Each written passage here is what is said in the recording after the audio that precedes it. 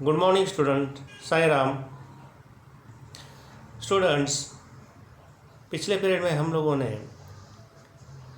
First aid means प्रथम उपचार इसके बारे में कुछ बात किया था। फर्स्ट एड में हम लोगों ने फ्रैक्चर इसके बारे में थोड़ी कुछ जानकारी हासिल की थी। फ्रैक्चर के कौन से प्रकार होते हैं, फर्स्ट एड किससे दिया जाता है, डॉक्टर आने से पहले जो इलाज किया जाता है प्राथमिक इलाज, उसको फर्स्ट एड कहते हैं। अगर आपको फर्स्ट एड की जानकारी है तो ही आप फर्स्ट एड दे सकते हैं। इसी फर्स्ट एड में हम आज उसके आगे मीन्स पार्ट 2 देखने वाले हैं।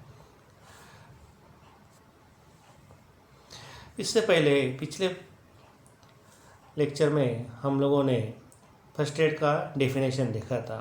First aid is the immediate help given to a person who suddenly falls ill, meets with an accident, injured on the ground, or is facing a medical emergency. Proper first aid can save a person's life. First aid is the immediate help given to a person who suddenly falls ill. कभी कभी हमको अचानक कुछ होने लगता है, suddenly हम लोग कुछ ऐसा महसूस करते हैं कि कुछ तो हो रहा है, तो अभी हमको फर्स्ट एड की ज़रूरत पड़ती है। Meets with an accident, injured on the ground, खेलते खेलते गिर जाते हैं, मोच आती है, अनकॉन्शियस हो जाते हैं, तभी हमको फर्स्ट एड की ज़रूरत पड़ती है। Proper first aid can save a persons life. अगर पेशेंट को टाइम पे अगर फर्स्ट एड मिलता है तो हम उसकी जान बचाने में कामयाब होते हैं। इसे फर्स्ट एड का नॉलेज सबको होना बहुत ज़रूरी होता है।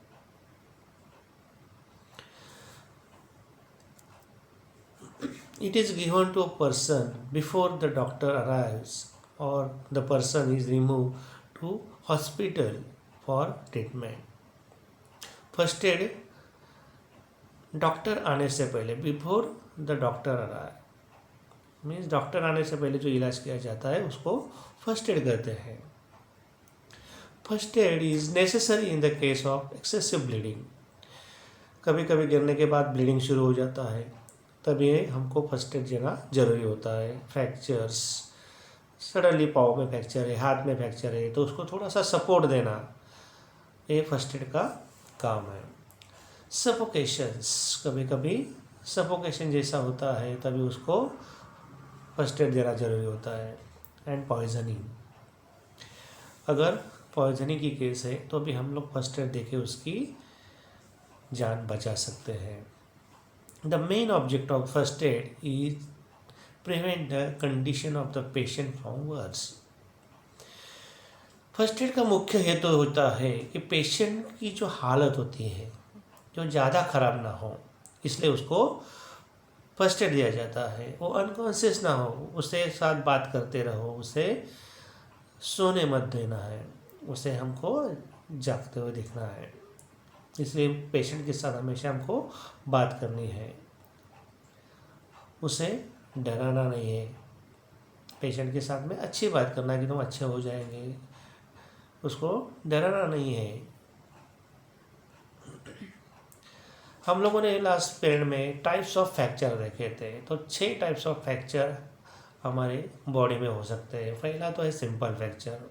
हम पिक्चर में 6 डायग्राम देख रहे हैं टाइप्स ऑफ फ्रैक्चर का, तो उसमें पहला जो है सिंपल, ये सिंपल फ्रैक्चर है।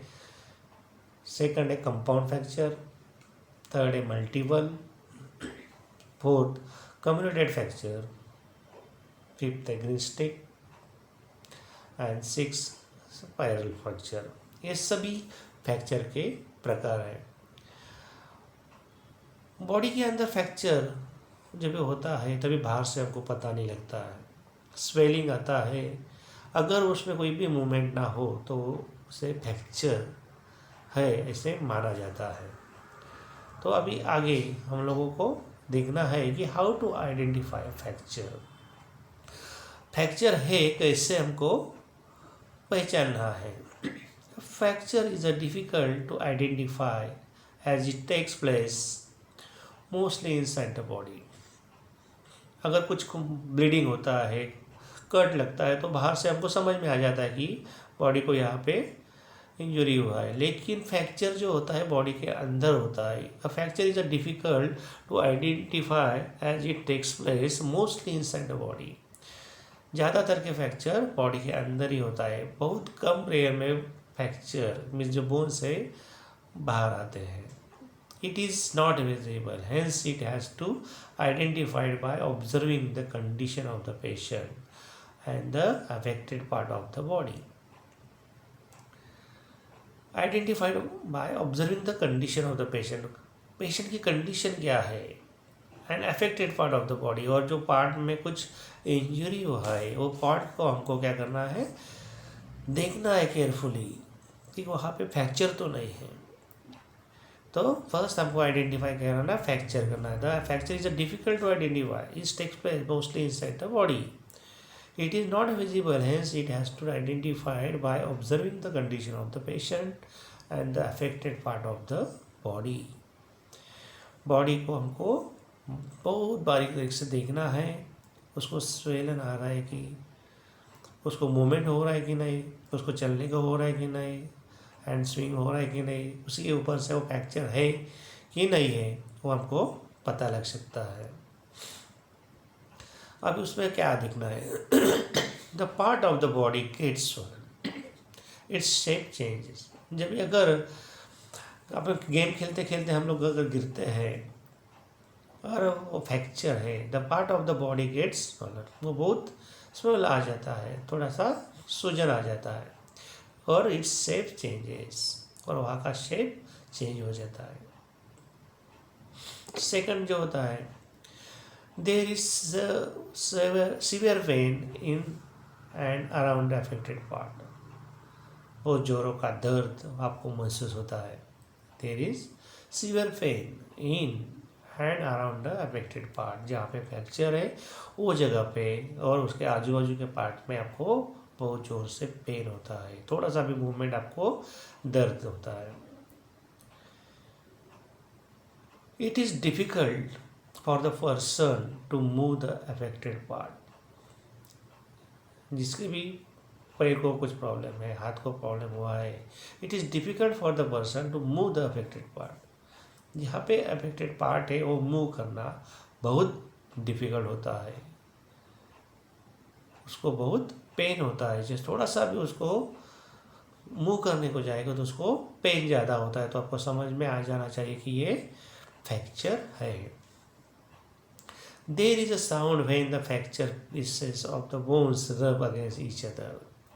समझो कोई मूवमेंट हम लोग अगर करते हैं और फ्रैक्चर है, there is a small sound when the fracture pieces of the bones rub against each other. जब भी हम कोई भी मूवमेंट करते हैं, समझो हमको पैर पे चोट आई है और हमको उसका मूवमेंट करते हैं, अगर अंदर फ्रैक्चर हुआ है तो जो फ्रैक्चर हुआ जो पार्ट है वो बोन्स एक दूसरे के ऊपर क्या होते हैं, रब होते हैं, क्रश होते हैं, और उसका स्लाइटली आपको साउंड सुनाई देता है। तभी आपको पहचानना है कि इसको फ्रैक्चर है करके। Take care of the patient and the affected part in the following ways. जब भी आपको समझ में आ गया कि ये जो केस है फ्रैक्चर का केस है, take care of the patient, तभी आपको पेशेंट को क्या करना है, एकदम केयर करना है। And the affected part in the following veg, अगर अफेक्टेड पार्ट को आपको नीचे दिए हुए इस तरीके से उसको फर्स्ट एड देना है। First, apply ice on the affected part. जो आइस होता है सबसे बेस्ट होता है।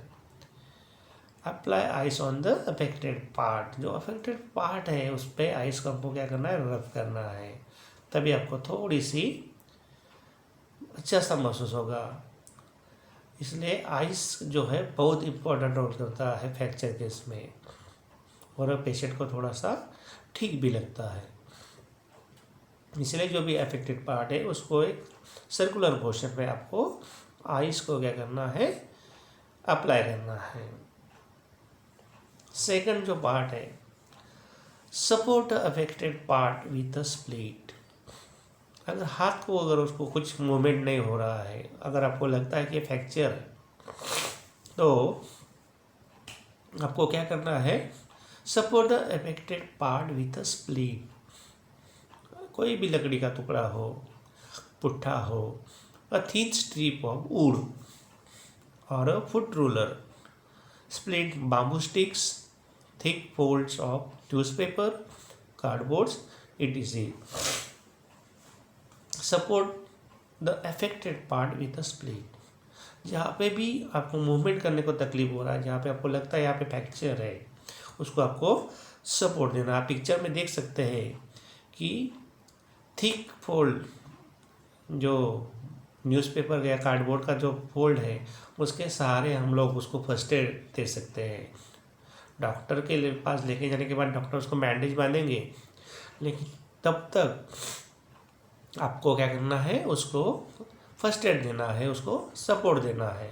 अभी support the affected part with a split, in bracket a thin strip of would, लकड़ी के छोटे छोटे स्ट्रिप रहते हैं, उससे आपको उसको सपोर्ट देना है। या फुट रूलर, जैसा हमारा जो स्केल होता है, लकड़ी का स्केल होता है, वो लकड़ी का स्केल से भी हम लोग उसको क्या करते हैं, सपोर्ट दे सकते हैं। स्प्लिट बाम्बू स्टिक्स, बाम्बू का भी जो बारीक बारीक स्टिक्स निकाल के हम लोग उसको सपोर्ट दे सकते हैं। Thick folds of newspaper, newspaper का भी फोल्ड करके हम लोग उसको सपोर्ट दे सकते हैं। कार्डबोर्ड, ETC, कार्डबोर्ड से भी हम लोग सपोर्ट दे सकते हैं। पिक्चर में आप देख सकते हैं कि कार्डबोर्ड के सपोर्ट के सहारे वो फ्रैक्चर को फर्स्ट एड दिया है। If there is a wound, try to stop or control the bleeding and wrap it with a clean bandage.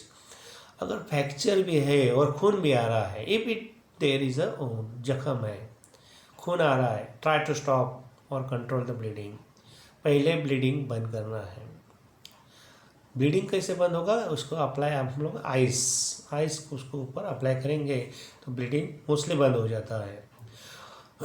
और ब्लीडिंग बंद होने के बाद wrap it with a clean bandage, आप पिक्चर में देख सकते हैं, बैंडेज वाइट कलर का जो बैंडेज रहता है उससे उसको रैप करना है, उसके जख्म भी रैप हो जाएगा और फ्रैक्चर पार्ट को भी एक सपोर्ट मिलेगा। Speak to boost the confidence of the patient, सबसे इम्पॉर्टेंट बात है कि पेशेंट के साथ ऐसी बात करो कि जिससे उसका कॉन्फिडेंस बढ़ना चाहिए, ना तो कॉन्फिडेंस गिरना चाहिए। नहीं तो उसको अगर बोलेंगे अरे बाप रे तेरे को इतना लगा है, अब तो कैसा होगा, तेरा हाथ तोड़ना पड़ेगा, तो डॉक्टर के पास कैसे जाएगा, तो वो क्या हो जाएगा, कॉन्फिडेंस उसका डाउन हो जाएगा। तो पेशेंट के साथ जब हमको क्या करना है, कॉन्फिडेंस उसको बढ़ाने की ऐसे बातें करनी चाहिए कि तुझे कुछ नहीं होगा, अब भी जस्ट 2 मिनट में डॉक्टर जाएंगे और तो ठीक हो जाएगा। ऐसे बातें करेंगे तो उसको भी अच्छा लगेगा। Call a doctor if the person is immobilise, और पेशेंट की हालत बहुत ख़राब है, अनकॉन्शियस है, तो सबसे पहले डॉक्टर को कॉल करना है। If necessary get an ambulance to take the patient to hospital, अगर ज़्यादा ही पेशेंट की हालत ख़राब है तो एम्बुलेंस बुला के पेशेंट को जल्दी से जल्दी हॉस्पिटल में शिफ्ट करवाना है।